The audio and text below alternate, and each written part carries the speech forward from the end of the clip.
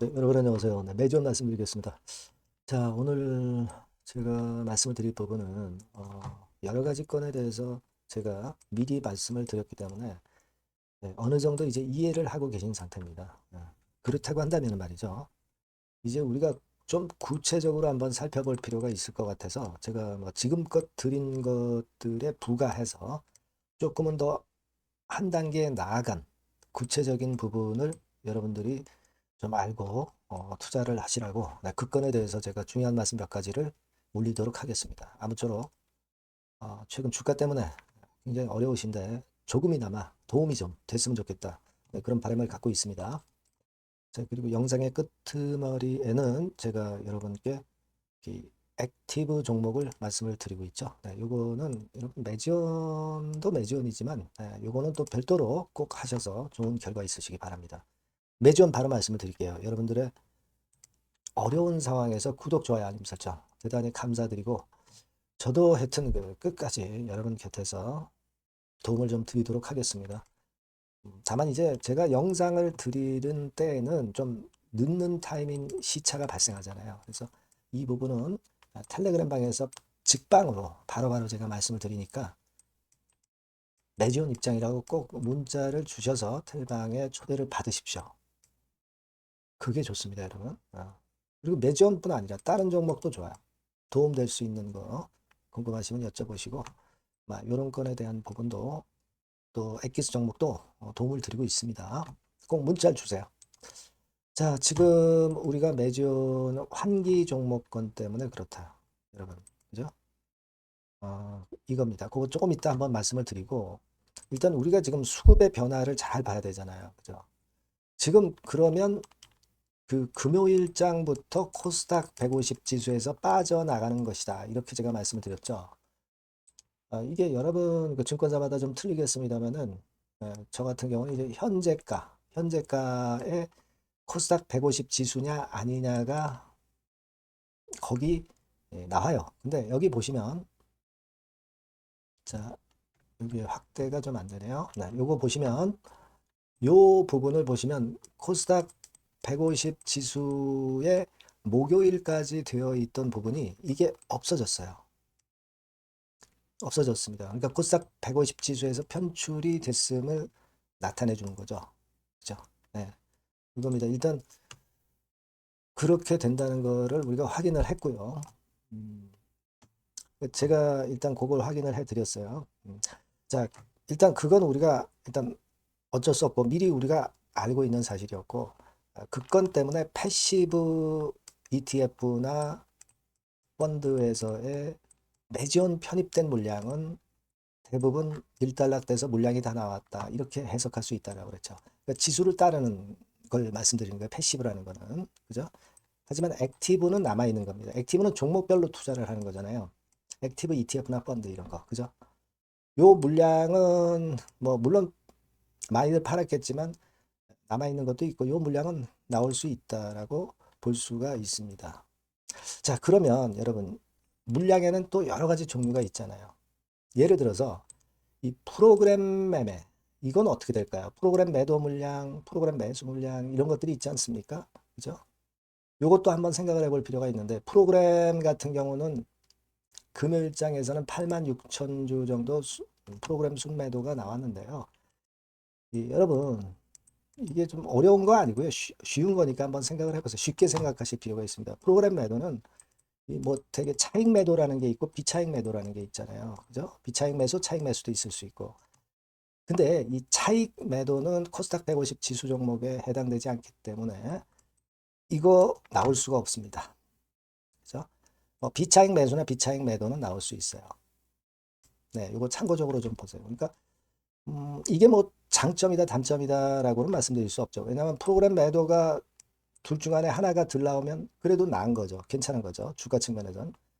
하지만 또 반대로 프로그램 매수 측면에서 보면 두 개 다 들어올 게 하나만 들어오면 좀 불리한 거죠. 그러니까 이건 뭐 일단 그다지 그렇게 크게 주가에 영향 주는 요소는 아니겠다 이렇게 생각을 하시지만 여하튼 프로그램 매도나 매수는 비차익 매도나 매수를 통해서 나올 수도 있다는 걸 생각을 하셔야 돼요. 아시겠죠? 자, 그 다음에 이제 우리가 물량이 나오고 들어오는 거에 대해서 제가 설명을 드리는 거예요. 지금 뭐 메지온 약효가 어떻고 이런 거 뭐 누구나 다 아는 얘기 아니에요? 그거 가지고 여러분들이 지금 현재 생각할 단계는 아니잖아요. 수급이 중요한 거니까 이런 부분들을 우리가 가지고 생각을 해야지. 지금 뭐 SD 값이 어떻고 저떻고 이런 거 상관없어요. 그걸 가지고 그 지금 설명할 때가 아니죠. 그죠? 그 모르는 사람들이 어딨어. 그러니까 이걸 잘 봐야 된다 이거죠.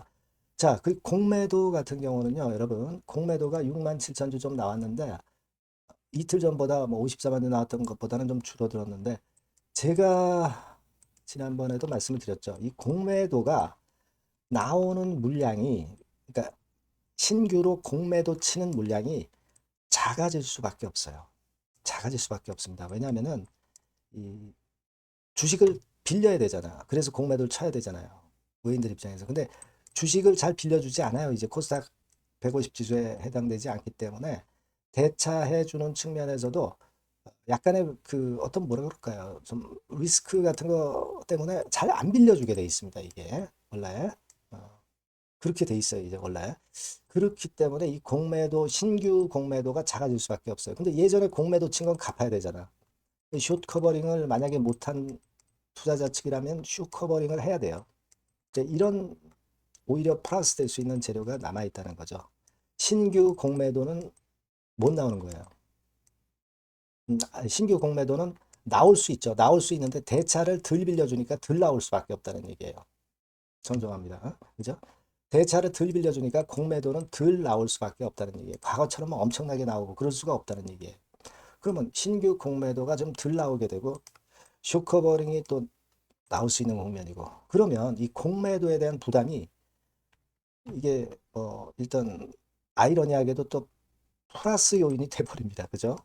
코스닥 150 지수에 해당 안 되기 때문에 이런 이점은 있다는 거 여러분들이 꼭 알고 계셔야 된다는 얘기죠. 그러니까 지금 주가가 반전하는 것도 그 같은 속성이 좀 작용이 되고 있는 거예요. 그러니까 우리가 지금 봤잖아요. 어떤 외인기관 물량에는 외인기관 물량 순수한 물량도 있을 거고 프로그램 매수도 있을 거고 또 공매도 뭐 이런 것들도 있을 수 있는 것이고 그죠? 그래서 이 부분에 대해서 제가 설명을 드렸어요. 그러니까 전체적으로 볼 때는 사실 그 지금 보니까 매물이 아주 많이 나오는 고비가 지나갔다는 거죠. 지나갔습니다. 그리고 앞으로 매물 나올 게 좀 과거보다 많이 줄어든 느낌입니다. 낙폭도 워낙 과대하기 때문에. 그죠? 그러니까 이렇게 반전을 하는 거예요. 안 그렇겠습니까? 그죠? 자, 그거고요. 수급에 대해서는 이 정도 말씀을 드리고 그리고 지금 공매 잔고는 뭐 여러분 좀 늘었죠. 그건 뭐 우리가 아까 봤고 사측 공지사항을 보시면 뭐 퀀텀 점프를 위해서 그래서 ADPKD 전임사하고 있는 ADPKD에 대해서 공지가 나왔어요. 그러니까 주가가 많이 떨어지니까 지금 사측에서도 주가 관리하느라고 뭐 이런 재료를 자꾸 그 보여주는 거죠. 그래서 소개 영상 링크해서 뭐 소개 영상도 쭉 나왔습니다. 뭐 이거 우리가 모르는 거 아니잖아요. 근데 여하튼 주가 관리는 해야 되기 때문에 사측에서도 이렇게 그 주가 관리용 재료를 띄워주고 있습니다. 소통은 잘 하고 있어요. 매지원 측에서 그죠? 사측에서. 그러니까 그게 뭐 잘못됐다고 보지는 않습니다. 이런 식으로 주가 관리하는 노력은 우리가 좋게 봐야 돼요. 예, 그죠? 예, 그렇게 봅니다. 자, 그런 상황이에요. 음. 자, 그러면 이제 뭘 생각해야 되냐면 여러분 지난번에 그 환기 종목 지정된 게 5년 연속 영업 손실 때문에 환기를 맞은 거고 그리고 비하인드로 보면은 제가 지적을 드렸지만은 법차선 순손실률이 50% 이상이 한 번 발생을 한 거예요. 그죠? 한 번 별을 단 겁니다. 그죠? 이게 3년에서 2번 정도 해당이 되면 3년 이내에 2번 해당이 되면은 이게 여러분 관리 종목으로 가는 거죠. 그죠? 그러니까 관리 종목으로 가면 뭐 당연히 안 좋죠. 그죠? 그러니까 이거는 이제 시간이 있어요. 시간이 있습니다. 금년도 온기 내에 하면 됩니다. 반기에 만약에 법차 손실률이 50% 이상이다 하더라도 상관없어요. 금년도 12월 말 지나서 내년도 초에 감사 보고서 나올 때 그때 50% 미만이면 되는 거예요. 그러니까 무슨 얘기냐면은 아직 시간이 많이 남아 있다. 그죠? 시간이 많이 남아 있기 때문에 제가 말씀드렸다시피 법차 손실률은 자본 총계분의 법인채 차감전 손실이기 때문에 자총 분모를 높여버리면 이게 좋아진다는 거죠. 그죠? 그러니까 외부에서 자금을 유치하면 자총이 늘어나는 거예요. 그죠? 네, 이게 자산에서 부채 뺀 겁니다. 그러니까 외부에서 자금 유치하거나 뭐 CB 발행하거나 BW 발행하거나 또는 주주 배정 유상증자를 하거나 여러 가지 경우의 수로 방법은 있어요. 아니면 손실을 줄이든가. 이걸 분자를 줄이면 또 법차전 손실률이 떨어지니까 괜찮아요. 여러 가지 방법은 있습니다, 여러분. 그죠? 그렇게 보시면 되고, 그 5년 영업손실이 난 거는 6년 영업손실 나도 상관없어요. 다만 환기 종목 별표를 떼지 못하는 거죠. 이것도 뭐 개선을 하면 좋겠지만, 일단, 그걸 생각을 하실 필요가 있습니다. 그러니까 지금은 사실 영업손실은 지금 당장은 좀 그렇지만 법차손, 요거는 줄여가지고 할 수 있다는 거죠. 근데 기간은 많이 남아있다 이거예요. 그러니까 결국 자금을 유치해야 되는데 자금을 유치하려면 주가를 땡겨 놔야지 자금 유치하기가 좋아요. 주가가 질질질 내려가는데 자금이 유치가 잘 될까요? 안 되죠. 제3자 배정 유상증자인데 제3자가 돈을 투자할까요? 조금 그렇잖아요. 주가가 올라가야 투자를 하겠죠, 걔네들. 물론 매지원의 임상을 믿지만, 그죠? 그리고 주주 배정 유상증자도 마찬가지예요. 이게 주가를 좀 좋게 만들어 놔야 걔네들이 사측에서 증자 발행가도 높일 수가 있잖아요. 시세 대비해서 발행가를 결정하는 거니까. 그래서 그래야 자금을 많이 유치할 거 아니에요. 주가 관리를 한 다음에 증자 발표를 하는 거죠. 주가를 계속 내리꽂게 만들고 증자 발표하면 실패할 확률이 높은 거죠, 당연히. 주가 관리를 해서 주가를 높일 수 있다 이거예요. 그죠? 그런 관점에서 좀 봐야 되겠다. 그러니까 주가가 지금 뭐 내려간다라고 생각을 절대 100% 해서는 안 된다. 그렇게 뭐 생각하시는 분들은 없겠지만 주가는 이제 낙폭도 그렇고 위쪽으로 들어올려야 증자도 되고 뭐 지금 매전으로서는 가장 중요한 게 자금입니다. 자금. 물론 임상이 제일 중요하죠. 근데 임상 잘하기 위해서는 자금이 필요한 거예요. 그리고 법차 손실률 이런 거 만회하기 위해서도 자금이 필요한 겁니다. 주가 관리를 해야 된단 말이죠. 그러니까 주가는 올라갈 수 있다는 논리로 볼 수도 있다는 얘기입니다. 아시겠죠? 네. 그런 것들이 지금 중요한 거예요. 그러니까 지금은 매전이 임상으로 좀 승부를 하면 돼요, 이제. 그죠? 매물이 좀 줄어든 상황이니까 임상으로 승부하자. 이겁니다. 지금은 일단 갭 하락을 했었던 뭐 11만 원대까지 좀 회복이 좀 일단 먼저 1차적으로 됐으면 좋겠어요. 그리고 또 우리가 그때 상황 보고 좀 희망을 하고 뭐 이런 식으로 우리가 지금 생각하고 있어야 되지 않느냐 하는 판단을 하고 있다는 거예요. 아시겠죠? 그러니까 지금은 우리가 이 수급이 어떻게 되느냐 자꾸 체크하고 재료에 따른 민감도, 주가 민감도 이거 잘 보고 그래야 될 것 같아요. 그래서 이 부분들은 제가 영상은 항상 늦으니까 여러분들이 꼭 문자를 좀 주세요. 매지원이라고 문자를 주시고 그래야 제가 정보를 빨리 드리죠. 그리고 여러분들 제가 끝까지 노력을 하고 있으니까 응원 문자도 좀 많이 주시고 예, 서로 격려를 해줘야 되겠죠. 예. 그리고 무료 텔레그램 방도 좀 들어오시고 매지원 입장 이렇게 문자 주시면 제가 끝까지 최선을 다해서 실시간으로 말씀을 드리면 엄청 도움이 되실 거란 말이에요. 꼭 문자를 주세요. 네. 자, 그리고 제가 여러분께 액티브 종목을 말씀을 드린다고 그랬죠. 네, 지금 말씀을 드릴 거니까 꼭 도움 받으시기 바랍니다. 네, 여러분 이제는 말이죠. 액티브 ETF가 새로 출범하는 거를 여러분들이 잘 알고 이 액티브 종목을 집중 공략을 하셔야 됩니다. 그래서 제가 액티브 종목을 말씀을 드릴 거예요. 그러니까 여러분 요즘 그 지수 ETF를 투자하는 것은요, 네, 이미 한물 가버린 겁니다. 네, 이제는 지수가 한 차례 큰 폭으로 급등했다가 흔드는 그런 패턴이기 때문에 이제는 다시 그 코스닥 쪽에서 출범하는 액티브 ETF를 봐야 돼요. 근데 여러분들이 뭐 ETF를 하라는 말씀이 아니라 그 액티브 ETF에 편입이 될 종목을 해야 된다는 거예요. 예. 그냥 뭐 개인들 사는 종목들이 되는 건 절대 아니고요. 실제로 이 액티브에 편입이 되는 종목들, 네, 이런 종목들만이 차별적으로 또 큰 시세를 낼 거예요. 물론 여러분 코스닥 쪽 액티브 쪽 ETF가 새로 출범하는 겁니다, 여러분. 그걸 여러분들이 주목을 하실 필요가 있다. 그래서 여기에 대한 말씀을 제가 드리려고 해요. 그래서 삼성하고 타임폴리오 쪽에서 먼저 이제 시작을 하는데, 시작을 할 따름이고 이걸로 그냥 끝이 아니라 계속 연이어질 수 있다는 부분들을 여러분들이 생각하셔야 됩니다. 그러니까 결국 이제 이 기관에서 만드는 이 기관에서 만지는 종목들만 될 수밖에 없는 그런 패턴이 될 가능성이 높다는 거죠. 아마 기사들을 통해서 어느 정도 여러분들이 감 잡고 계실 겁니다. 그거거든요. 그래서 우리가 이 액티브 종목을 해야 된다. 이걸 우리가 공략을 해야 된다. 이 말씀을 좀 드리고 싶은 거예요. 네. 다시 말씀드리지만 지수 ETF 쪽 관련주들은 사실 한물 갔습니다. 이제는 진짜 그 종목들 중에서 액티브 자산운용 쪽들이 간택하는 종목들만 간다 이거예요. 그래서 여러분도 잘 아시겠지만 이제 삼성 액티브하고 타임폴리오부터 이제 시작이 되는데, 이게 그냥 한 달 뭐 이렇게 해서 끝나는 게 아니라 계속 뭐 몇 달간 계속 이어질 거다라는 얘기죠. 네, 이 부분을 주목하셔야 돼요. 삼성에서는 예를 들면 코스닥 핵심 성장주에 집중 투자를 합니다.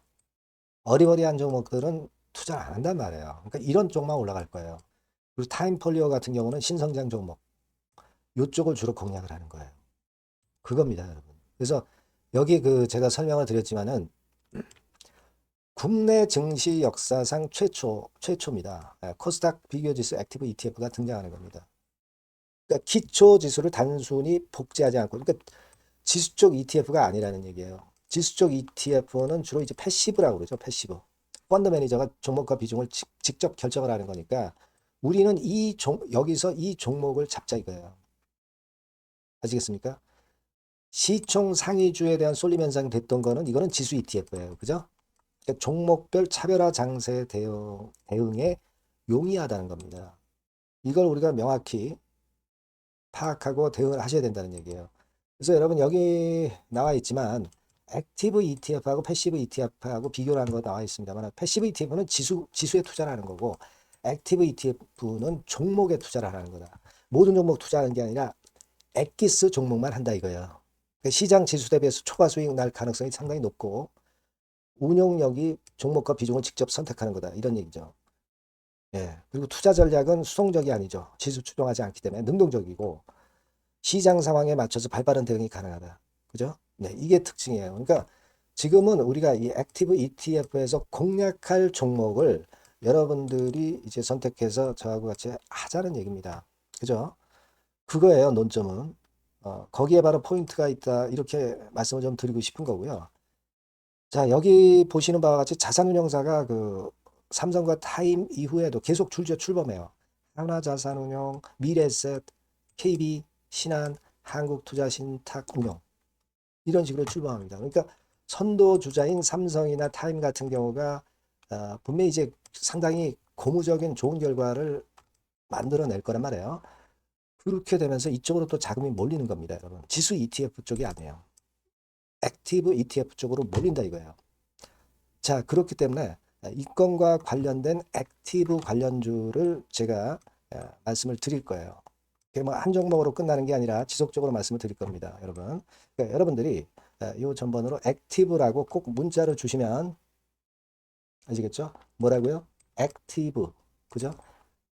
능동적인 그런 뜻이죠. 액티브라고 문자를 주시면 제가 그 종목과 매수 타임과 매도 타임과 중간중간 AS까지 드릴 거예요.